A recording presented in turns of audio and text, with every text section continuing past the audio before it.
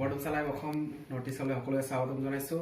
বুঢ়ীদিং মণ্ডলৰ অন্তৰ্গত এজন সুদক্ষ নেতা ভাদেশ্বৰ মৰাণ। এইকেইদিন আমি তেওঁৰ নাম সচৰাতে আমি ফেচবুক মিডিয়া সকলোতে পাই আছোঁ।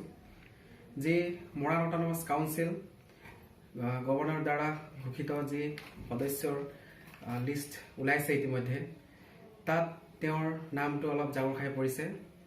তেওঁ এই সদস্য পদ ইতিমধ্যে নিজে কোৱাৰ মতে তেওঁ ত্যাগ কৰিছে। আমি সেই বিষয়ে অৱগত হ'বলৈ আজি প্ৰথমে মই আমাৰ চেনেলত আপোনাক স্বাগতম জনাইছোঁ।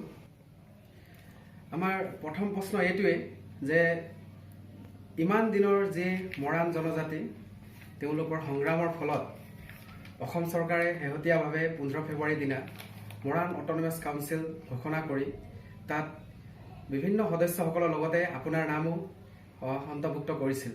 কিন্তু আপুনি অট'নমাছ কাউন্সিল ঘোষণা কৰাৰ পাছতে আপুনি এই নিজৰ যি এক্সিকিউটিভ মেম্বাৰ, সেই পদৰ পৰা আপুনি ত্যাগ কৰা বা অব্যাহতি লোৱাৰ কাৰণটো আমি জানিব বিচাৰিছোঁ।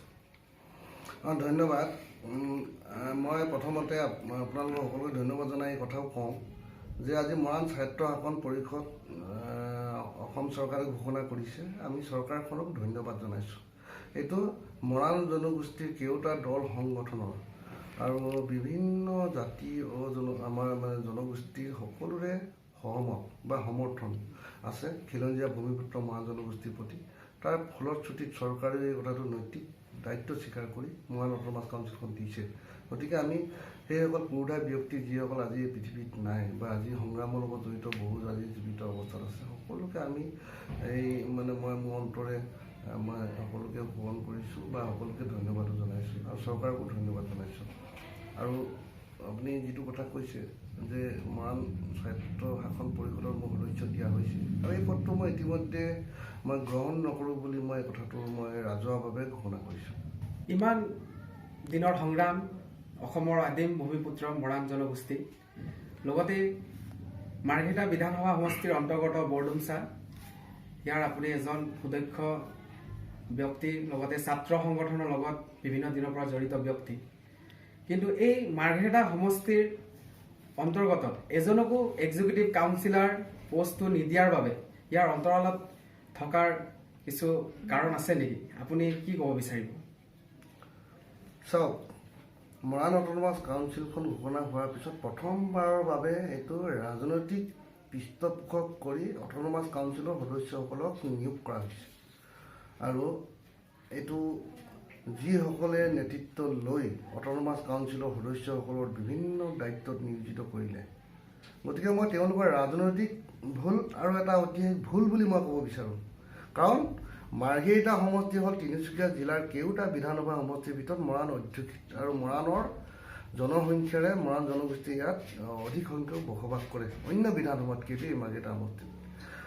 তৎসত্ত্বেও মাৰ্ঘেৰিটা বিধানসভা সমষ্টিৰ পৰা এজন এক্সিকিউটিভ কাউন্সিলৰ পৰ্যন্ত দিব নোৱাৰিলে। এক্সিকিউটিভ কাউন্সিলৰ হ'ব পৰাকৈ মাৰ্ঘেৰিটা বিধানসভা সমষ্টিত কি এজনো মৰাণ জনগোষ্ঠীয় কোনোবা মানুহ নাই নেকি? বিচাৰি নাপালে নেকি? সি পুৰুষেই হওক মহিলাই হওক। আৰু এইটো এই কথাটোত মই আপোনালোকক এটা কথা মই আজি মুকলিভাৱে কৈছোঁ। এই ক্ষেত্ৰত মই শদিয়া কেন্দ্ৰিক দেখিলোঁ আৰু মই যিমান দূৰলৈকে জানো শদিয়া বিধানসভা সমষ্টিৰ বিধায়ক বলিন চেতিয়া ডাঙৰীয়াদেৱে এই ক্ষেত্ৰত নেতৃত্ব লৈছিলে আৰু তেখেতে চাব লাগিছিলে যে মাৰ্ঘেৰিটা বিধানসভা সমষ্টিত মৰাণ জনগোষ্ঠীৰ লোক শদিয়াতকৈ বেছি বাস কৰে, তিনিচুকীয়াতকৈ বেছি বাস কৰে, ডিগবৈতকৈ বেছি বসবাস কৰে। ভোটাৰ হিচাপেও জনসংখ্যা দিশেৰেও বা ভৌগোলিকভাৱেও আমাৰ এই বুঢ়ীদিং মৌজাটোৰ কথা তেখেতৰ অৱগত নিশ্চিতভাৱে থাকিব লাগিছিলে। গতিকে তাৰ স্বত্তেও মাৰ্ঘেৰিটা সমষ্টিৰ পৰা 7জন এক্সিকিউটিভ কাউন্সিলৰ পৰা এক্সিকিউটিভ মেম্বাৰ এজনো নিদিলে। আমি chairman, deputy chairman, chief executive councillor deputy chief এক্সিকিউটিভৰ কথা আমি নকওঁৱেই। এজনক কিয় দিব নোৱাৰিলে? এই যিটো ঘটনা হ'ল, এই কথাটোত কিন্তু মাৰ্ঘেৰিটা সমষ্টিৰ এজন মৰাণ জনগোষ্ঠীয় ল'ৰা হিচাপে মই কিন্তু দুখ পাইছোঁ। আৰু এইখিনি এটা ৰাজনৈতিক বৈষম্য আৰু এইটো চৰকাৰে নিশ্চিতভাৱে এনেধৰণৰ বৈষম্যমূলক নীতি অৱলম্বন কৰি আমাৰ যিখন পাৰিষদ অট'নমাছ কাউন্সিলৰ তেওঁলোকক এইটো কৰিবলৈ দিয়া হোৱা নাছিলে। আৰু এইটো কেৱল পৰিষদখনক নিজৰ ৰাজনৈতিক মুনাফা আদায় কৰিবৰ কাৰণে যিটো সংকীৰ্ণ মনোবৃত্তি বুলি আমি স্বাভাৱিকতে আমাৰ যিটো অসমীয়াত এটা কথা আছে, সংকীৰ্ণ দৃষ্টিৰে চোৱা হ'ল আৰু বৃহত্তৰ মাৰ্ঘেৰিটা সমষ্টিত বসবাস কৰা মৰাণ জনগোষ্ঠীসকলক এইটো উপেক্ষা কৰা হ'ল। আৰু এই কথাত মই কেতিয়াও সন্মতি নজনাওঁ আৰু এই কথাটো নিশ্চিত। আৰু এই ক্ষেত্ৰত মই ভাবোঁ মৰাণ জনগোষ্ঠীয় যিবিলাক দল সংগঠন আছে, লগতে অসমৰ যিসকল বিভিন্ন জাতি জনগোষ্ঠী আছে, সকলোৱে মাৰ্ঘেৰিটা বিধানসভা সমষ্টিত কৰা এই উপেক্ষাৰ ক্ষেত্ৰত এটা বিচাৰ বিবেচনা কৰিবৰ কাৰণে মই আহ্বান জনাইছোঁ। আৰু মই লগতে এই কথাও জনাওঁ, মোক প্ৰাথমিক সদস্য পদ দিয়া হৈছিলে। মই পদটো দিয়াৰ বাবে মই অসম চৰকাৰক মই ধন্যবাদ জনাইছোঁ। ৰাজ্যপাল মহোদয়ৰ এখন গেজেট নটিফিকেশ্যনত মোৰ নামটো আহিছে। মই ইমানখিনি পোৱাৰ যোগ্য মই ল'ৰা নহয়, মই কথাটো আজি দায়িত্ব সহকাৰে স্বীকাৰ কৰিছোঁ। তথাপিতো মোক দিয়া হৈছে, মই ধন্যবাদ জনাইছোঁ। কিন্তু মোৰ খুব এইটোৱেই, প্ৰাথমিক সদস্য পদটো মই গ্ৰহণ এইকাৰণেই নকৰোঁ আৰু মোৰ এক্সিকিউটিভ কাউন্সিলৰ দিলেও মই এতিয়া গ্ৰহণ নকৰোঁ। আৰু মাৰ্ঘেৰিটা সমষ্টিক সেই মূল্যাংকনটো কৰক, মোৰ এইটো কিন্তু দাবী। আপুনি কৈছে যে শদিয়া কেন্দ্ৰিক এই স্বায়ত্তশাসিত পৰিষদ, আপুনি নিজে বুঢ়ীদিহিং মণ্ডলৰ এগৰাকী জ্যেষ্ঠ বিখ্যাত এজন কৰ্মকৰ্তা।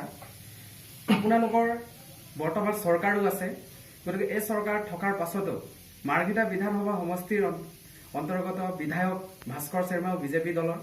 তথাপিও আপোনাৰ এই পদটো নোপোৱাৰ আঁৰত বা মাৰ্ঘেৰিটা বিধানসভা সমষ্টিৰ কোনো এজনকেই এক্সিকিউটিভ কাউন্সিলৰ পদটো নিদিয়াৰ আঁৰত কিবা ৰাজনৈতিক কাৰণ আছে নেকি? ৰাজনৈতিক কাৰণ থাকিব পাৰে, কাৰণ ৰাজনৈতিকভাৱে গোটেই বিষয়টো আগুৱাই নিয়া হৈছে। কাৰণ ইলেকশ্যনটো এতিয়ালৈকে হোৱা নাই, ইণ্টাৰিম এখন অট'নমাছ কাউন্সিলে দিয়া হৈছে। গতিকে যিসকলে দায়িত্ব লৈছিলে আৰু কোনে দায়িত্ব লৈছিলে, কাৰ কাৰ নেতৃত্বত হ'ল, সেই সকলৰ কথা মৰাণ জনগোষ্ঠীৰ মানুহো জানে আৰু অন্যান্য জনগোষ্ঠীৰ এই ক্ষেত্ৰত জানে। কিন্তু তেওঁলোকৰ ৰাজনৈতিক ভুল আৰু তেওঁলোকৰ সংকীৰ্ণ ৰাজনৈতিক স্বাৰ্থ এই কথাটোৱে কিন্তু শুভা নাপায়।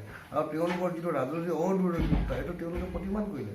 আৰু এই কথাটোত বিধায়ক ভাস্কৰ শৰ্মা ডাঙৰীয়া কথাটো যিহেতু আপুনি সুধিছে, মই এই কথাটো আজি মই স্বীকাৰ কৰোঁ। ভাস্কৰ শৰ্মা ডাঙৰীয়া দেৱৰ লগত মই নিজেই তেখেতৰ লগত বহু সমস্যাৰ লগত বুঢ়ীদিহিং মৌজা মাৰ্ঘেৰিটা বিধানসভা সমষ্টিত য'ত মৰাণ অধ্যুষিত এলেকা, এই বিভিন্ন সমস্যাৰ ক্ষেত্ৰত তেখেতৰ যিটো গুৰুত্বপূৰ্ণ তেওঁলোকে পদক্ষেপ গ্ৰহণ কৰি আহিছে আমাৰ অঞ্চলত, তেওঁ এইখিনি ক্ষেত্ৰত তেওঁ বলিষ্ঠ ভূমিকা লৈ আহিছে। কাৰণ আজি বিভিন্ন সমস্যা সমাধান হৈছে। তৎসত্ত্বেও মই এটা কথা কওঁ যে এইখিনি ক্ষেত্ৰত জনগোষ্ঠীয় যিসকলৰ নেতা বা যিসকল নেতৃত্ব লৈছিলে, বিশেষকৈ বিধানসভাৰ শদিয়া বিধায়ক বলিন চেতিয়া ডাঙৰীয়া দেৱকো অসম চৰকাৰে এটা গুৰুত্বপূৰ্ণ দায়িত্ব দিছিলে। তেওঁ ভৌগোলিক দিশেৰেই হওক বা জনসংখ্যাৰ দিশেৰেই হওক, গোটেই কথাখিনি চালি জাৰি চাই এই কথাখিনি কামখিনি কৰিব লাগে। কাৰণ ইয়াত কোনো কাৰোবাৰ ৰাজনৈতিক স্বাৰ্থত কাৰোবাৰ পকেটত সোমাই থকা এখন অট'নমাছ কাউন্সিল নহয়।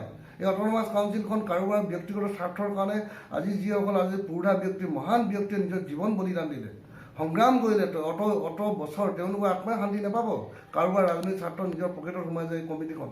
গতিকে এই ক্ষেত্ৰত মোৰ কিন্তু আপত্তি এইসকলৰ প্ৰতি আছে, যিসকলে এইখিনি তেওঁলোকে এককভাৱে তেওঁলোকে যিখিনি অট'নমাছ কাউন্সিলৰ সদস্য তেওঁলোকে নিয়োগ কৰিলে, কাৰোবাৰ এক্সিকিউটিভ কাউন্সিলত দিছে, ডেপুটি চিফ কাউন্সিলত দিছে, চিফ কাউন্সিলত দিছে আৰু চেয়াৰমেন দিছে, তেওঁলোক ভাইচ চেয়াৰমেন দিছে। তেওঁলোকৰ প্ৰতি মোৰ শুভেচ্ছা আছে। আৰু এই কমিটিখনত মোৰ বন্ধুবৰ্গই আছে। আজি ধৰ্মেন্দ্ৰ নেওগ চেয়াৰমেন পাইছে, মোৰ বন্ধু। আজি ইয়াত এইখনত ডেপুটি আমাৰ যিজন পাইছে মোৰ তৰুণ মাধৱ মৰাণ, মই চেয়াৰমেনে, তেওঁ মোৰ ককাইদেউ। আৰু মোৰ লগৰ সতীৰ্থ বহুকেইজন আছে। আজি প্ৰবোধ বৰা মহান ছাত্ৰ সন্থা একালৰ তেওঁ সাধাৰণ সম্পাদক আছিলে, পুলিন নেওগ আছে, আৰু মোৰ দীপেন বৰুৱা আছে, বা এই কমিটিখনত আজি কুশকান্ত বৰুৱাদেৱ আছে। এই কমিটিখনত তেনেকুৱা গোটেই চুমে চমান ডাঙৰীয়া আছে। গোটেই সকলোৰ প্ৰতি মোৰ শুভেচ্ছা যে সকলোৰে লগত মোৰ ভাল সম্পৰ্ক ব্যক্তিগতভাৱে। কিন্তু মাৰ্ঘেৰিটা বিধানসভা সমষ্টিক যিটো ৰাজনৈতিকভাৱে যিটো উপেক্ষা কৰা হ'ল, তেওঁলোকৰ দৃষ্টিভংগী সংকীৰ্ণ দৃষ্টিভংগী বুলি কৈছোঁ মই, যিটো সংকীৰ্ণ ৰাজনৈতিক দৃষ্টিভংগী প্ৰকট কৰিলে, এই কথাটোত মই কিন্তু দুখ পাইছোঁ। আৰু তেওঁলোকে নিজৰ ৰাজনৈতিক স্বাৰ্থ পূৰণ কৰিবলৈ গৈ মাৰ্ঘেৰিটা বিধানসভা সমষ্টিত থকা মৰাণ জনগোষ্ঠীক যিটো উপেক্ষা কৰিলে, এইটো তেওঁলোকৰ ৰাজনৈতিক অদূৰদৰ্শিতা বুলিয়ে মই ক'ব বিচাৰোঁ। মাৰ্ঘেৰিটা বিধানসভা সমষ্টিৰ বিধায়ক ভাস্কৰ শৰ্মাৰ আপুনি একেবাৰে ঘনিষ্ঠ, লগতে বুঢ়ীদিহিং মণ্ডল সমিতিৰ সভাপতি। আপুনি একালৰ ছাত্ৰ সংগঠনৰ পৰা যোগদান হৈ আজি এই ৰাজনীতিৰ যি দুৱাৰ, তাৰলৈকে আপুনি বুঢ়ীদিহিং মৌজা মাৰ্ঘেৰিটা সমষ্টিৰ সেৱা কৰি আছে। এই ক্ষেত্ৰত আপোনাক এই মাৰ্ঘেটা সমষ্টিৰ অন্তৰ্গত এই এক্সিকিউটিভ কাউন্সিলৰ পদ নিদিয়াত বা বৰডুমচা অঞ্চল বা মাৰ্ঘেটা সমষ্টিৰ এজনো নিদিয়াত ইয়াত আপোনাৰ যে আমি গম পাইছোঁ ইতিমধ্যে আপুনি প্ৰতিক্ৰিয়াও দিছে, ইয়াত আপোনাৰ এই যোগ্যতাক কিছুমানে ৰাজনীতিৰ অন্তৰালত নি ইয়াক আঁতৰাব বিচাৰিছে নেকি? এই ক্ষেত্ৰত আপুনি কি ক'ব? চাওক, মোক সদস্য দিছে, মই কৈছোঁৱে, এইটো মই ধন্যবাদ জনাইছোঁ, চৰকাৰখনক ধন্যবাদ জনাইছোঁ, আৰু যিসকলে মোৰ নাম সন্নিৱিষ্ট কৰিলে তেওঁলোকো ধন্যবাদ জনাইছোঁ। কিন্তু মোৰ কথা এটাই স্পষ্ট, মোক যদি কাইলৈ কয় যে অন্য এটা ইয়াতকৈ মানে তেওঁলোকৰ আমাৰ মৰাণ অট'নমাছ কাউন্সিলক মানে এটা ভাল পদত দিয়া অধিষ্ঠিত কৰা হ'ব, সেইটো মই গ্ৰহণ নকৰোঁ। কাৰণ মোতকৈ এই মাৰ্ঘেৰিটা বিধানসভা সমষ্টিৰ বুঢ়ীদিহিং মৌজাত বহু গণ্যমান্য আছে ব্যক্তি আছে, মৰাণ সংগঠনসমূহক নেতৃত্ব দি অহা বহু গণ্যমান্য ব্যক্তি আছে, মৰাণ জনগোষ্ঠীৰ লগতে অন্যান্য জনগোষ্ঠীৰ লগত সম্পৰ্ক স্থাপন কৰা বহু গণ্যমান্য ব্যক্তি ইয়াত আছে, বহু বুদ্ধিজীৱী আছে। তেওঁলোকৰ মাজৰ পৰাই এজন এক্সিকিউটিভ কাউন্সিলৰ পদ EM এটা দিলেও মই সুখী হ'ম, আৰু মাৰ্ঘেৰিটা বিধানসভা সমষ্টিত বসবাস কৰা জনগোষ্ঠীৰ মৰাণ জনগোষ্ঠীক প্ৰতি এটা ন্যায় বিচাৰ কৰা হ'ব বুলি মই আহ্বান জনাম। লগতে অসমৰ মুখ্যমন্ত্ৰী ডাঙৰীয়াকো মই আহ্বান জনাম, এনেধৰণৰ বৈষম্যমূলক যি নীতি গ্ৰহণ কৰা হ'ল কেৱল নিজৰ ব্যক্তিগত ৰাজনৈতিক মুনাফা আদায় কৰিবৰ কাৰণে, এই ক্ষেত্ৰত তেখেতৰ হস্তক্ষেপ যদি আহে মই ভাল পাম। আৰু বিধায়ক ভাস্কৰ শৰ্মা ডাঙৰীয়া দেৱৰ লগত আমি বুঢ়ীদিহিং মৌজাটোৰ ক্ষেত্ৰত আমি নিৰান্নপে প্ৰচেষ্টা চলাই আছোঁ। বিগত সময়তো কিন্তু আমি কেতিয়াও কম্প্ৰমাইজ কৰি আহিবলৈ শিকা নাই দেই। আৰু এই সমষ্টিত আমি ডেভেলপমেণ্টৰ ক্ষেত্ৰত যেনেধৰণে নিৰান্নপে প্ৰচেষ্টা কৰি আহিছোঁ, বৃহত্তৰ বুঢ়ীদিহিং মৌজা আজি উন্নয়নৰ দিশে গতি কৰিছে। আৰু এই সময়তে যদি মৰাণ অট'নমাছ কাউন্সিলখনত যদি এজন এক্সিকিউটিভ যদি কেবিনেটত যদি এটা মানে আমাৰ এজন সদস্যও থাকিলেহেঁতেন, সিদ্ধান্তবিলাক বলিষ্ঠভাৱে লোৱাৰ ক্ষেত্ৰত অন্ততঃ আমাৰ ইয়াৰ পৰা এটা মানে অৰিহণা আমি যোগাব পাৰিলোহেঁতেন। কিন্তু কেবিনেটততো আমাৰ কোনো স্থান নহ'ল মাৰ্ঘেৰিটা সমষ্টিত, মানে সিদ্ধান্ত লোৱাৰ ক্ষেত্ৰত কোনো অধিকাৰ মাৰ্ঘেৰিটাবাসী আমাৰ মানে অধিকাৰ নাই, মানে এই জনগোষ্ঠীটোৰ বুঢ়ীদিহিং মৌজাত মানুহখিনি মাৰ্ঘেৰিটা সমষ্টিৰ মানুহ, মৰাণ জনগোষ্ঠীৰ মানুহখিনি। এই ক্ষেত্ৰত যিবিলাক সংগঠন আছে মৰাণ জনগোষ্ঠীয় সকলোৱে কথাটো বিচাৰ কৰক। আৰু মোক হয়তো বহুতে সমালোচনা কৰিব পাৰে, তেওঁ কিবা এটা পদ নোপোৱাৰ কাৰণে এইখিনি তেওঁ আজি মানে তৰ্জন গৰ্জন কৰিছে। মই এটা ক্লিয়াৰকৈ কৈছোঁ, মই পদবীৰ প্ৰতি লালায়িত নহয়, আৰু মই পদবীৰ প্ৰতি বা কিবা মই পদৰ যদি প্ৰতি লালায়িত হ'লোহেঁতেন, মই যিটো সময়ত মন্ত্ৰী পদত বোলে প্ৰতাপী মন্ত্ৰী হৈ থাকোঁতেও মই তেখেতৰ পৰা বহু লোভনীয় পদ মোক দিয়া অফাৰ আহিছিলে, মই কিন্তু সেইটো গ্ৰহণ কৰা নাছিলোঁ। আৰু মই এতিয়াও কৈছোঁ, ইয়াত তেনেকুৱা ধৰণে কেবিনেটত মৰাণ অট'নমাছ কাউন্সিলখনত কোনোবা এজন যোগ্য মানুহক দিয়ক, আৰু সেই যোগ্যটো মোক যদি অফাৰ আহেও মই গ্ৰহণ নকৰোঁ। এই কথাত আপুনি বাৰে বাৰে কৈছে যে এই অট'নমাছ কাউন্সিলটো শদিয়াকেন্দ্ৰিক হৈ পৰিছে, আৰু আপুনি লগতে কৈছে যে শদিয়াৰ বিধায়ক যি বলিন চতিয়া তেওঁৰে নেতৃত্বত এই যি স্বায়ত্তশাসিত পৰিষদ গঠন হৈছিল। এই ক্ষেত্ৰত আপুনি এটা কথাও কৈছে যে ইয়াত পচন্দ অপচন্দৰ সদস্যবিলাকক অন্তৰ্ভুক্তি কৰা হৈছে। ইয়াত একেটা দলৰ সদস্য পচন্দ অপচন্দ কৰাৰ কাৰণটো আপোনাৰ পৰা আমি জানিব বিচাৰোঁ। চাওক, যেতিয়া নাও ডুবিবলৈ যায় নহয়, তেতিয়া মানুহে ক'ৰবাত নহয় ক'ৰবাত ধৰি নিজক বচাই ৰাখিবৰ কাৰণে চেষ্টা কৰে। কোনোবাই হয়তো ডুবন্ত নাৱত হয়তো ভৰি দিছে, নিজৰ কৰ্মকাণ্ড এইটো প্ৰতিমান কৰিছে। গতিকে নিজক ৰক্ষা কৰাৰ স্বাৰ্থত অট'নমাছ কাউন্সিলৰ সদস্য নিযুক্তি কৰিলে। ইয়াত জাতি উন্নয়নৰ কথা নাই, জনগোষ্ঠী উন্নয়নৰ কথা নাই, আৰু এই কথাখিনি বিবেচনা নিশ্চয় সকলোৱে কৰিব। আৰু এই কথাখিনি এই কথাটোত মই জানো, ইমান মানুহৰ মন মস্তিষ্ক অথলে যোৱা নাই, বা ইমান মানে বৌদ্ধিক চিন্তা মানুহৰ আজি হোৱা নাই, শেষ হৈ যোৱা নাই। এই কথাখিনি নিশ্চয় ভৱিষ্যতৰ দিনত পৰ্যালোচনা হ'ব।